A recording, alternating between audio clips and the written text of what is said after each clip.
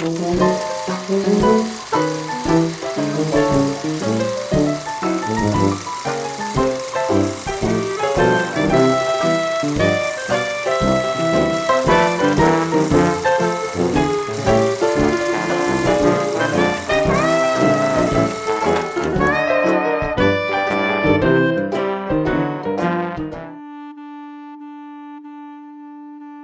à vous tous et bienvenue dans ce nouvel épisode purement histoire de la chaîne Histoire des années folles. Parce qu'il faut bien commencer quelque part, notre histoire débute peu avant la fin de la Première Guerre mondiale, en 1918. Depuis 4 ans maintenant, l'Europe est déchirée par une guerre d'une intensité jamais vue auparavant.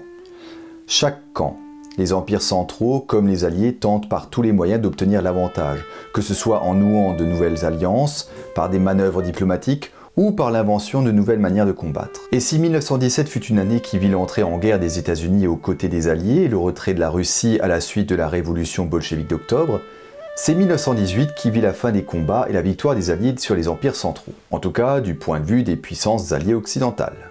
Et pourtant l'année débutait bien pour l'Allemagne qui, une fois signé le traité de Brest-Litovsk avec la Russie et le traité avec l'Ukraine, peut reporter toute son attention sur le front ouest et ses deux principaux adversaires, la France et le Royaume-Uni. C'est pour remporter la décision que le général Ludendorff fait lancer une série d'offensives entre mars et juillet 1918 qui permettent de réaliser de spectaculaires avancées, de mettre l'armée anglaise en grande difficulté et même de traverser la Marne le 15 juillet. Paris n'est plus qu'à une 60aine de kilomètres. Et pourtant, ce sont bien les Allemands qui, moins de 4 mois plus tard, demandent un armistice aux Alliés. Pourquoi, alors qu'ils étaient à la porte de la victoire, les Allemands ont dû se résigner à demander un armistice? Il n'y a pas qu'une seule réponse à cette question. Mais déjà, bien que la Russie se soit retirée de la guerre, l'état-major allemand a laissé 1 million de soldats à l'est comme force d'occupation. Ainsi, alors que l'offensive se déroulait à l'ouest, les forces allemandes occupent la ville de Rostov-sur-le-Don le 8 mai et envoient une force expéditionnaire dans le Caucase.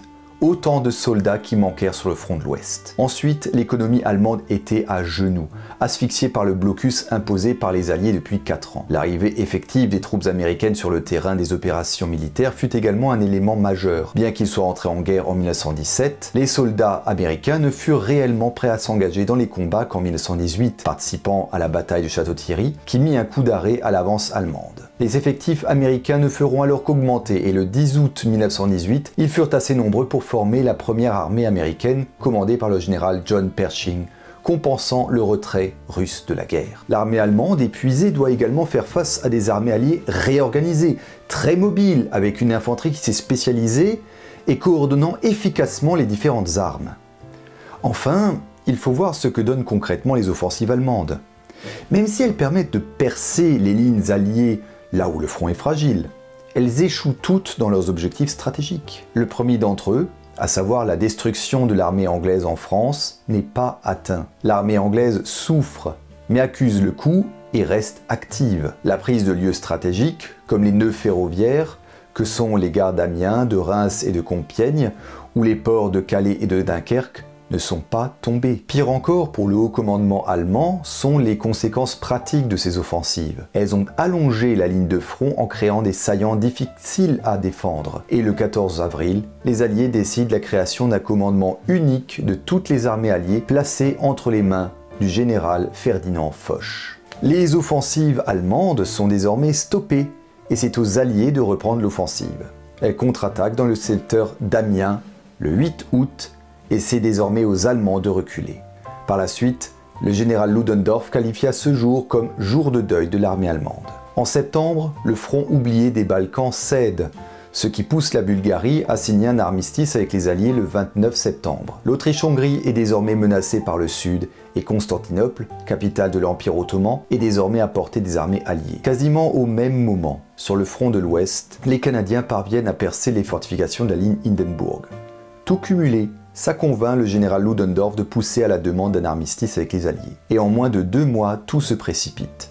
Le gouvernement allemand, dirigé par le nouveau chancelier Max von Baden, présente une demande d'armistice au président des États-Unis le 3 octobre via l'ambassade allemande de Suisse. Question: pourquoi une demande aux États-Unis alors qu'ils sont à peine arrivés dans le conflit et pas directement au Royaume-Uni ou à la France?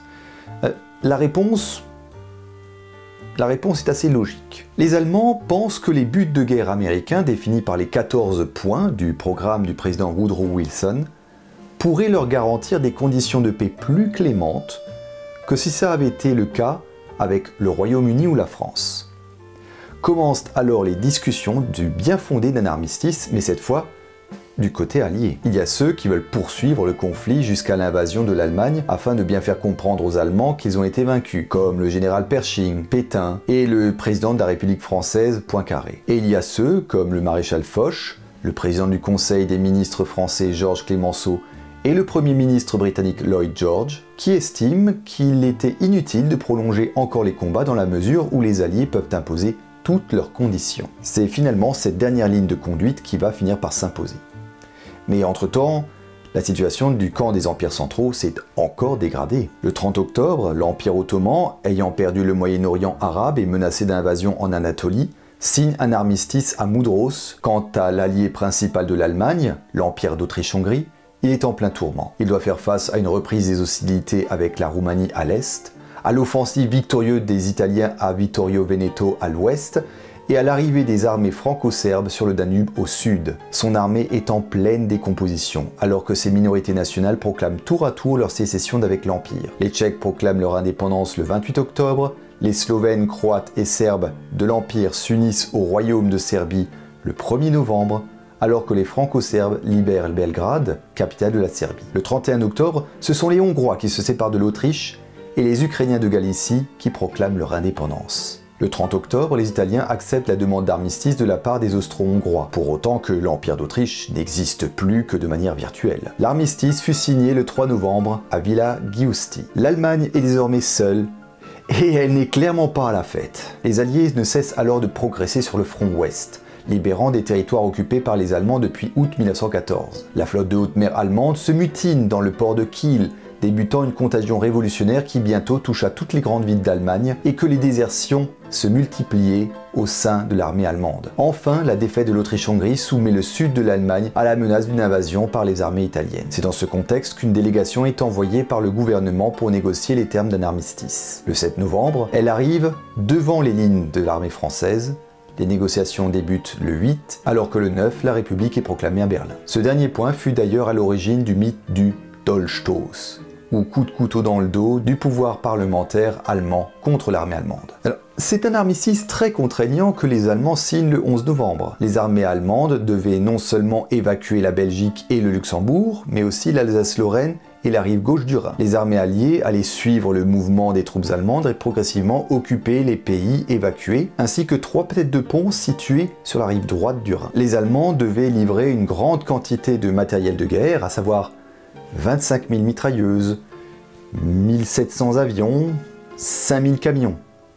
La flotte allemande devait être internée et tous ces sous-marins livrés aux Alliés. Cet armistice devait faire en sorte que la reprise des hostilités soit impossible de la part des Allemands. L'armistice entra en application le 11 novembre à 11 h, consacrant la victoire des Alliés sur l'Allemagne.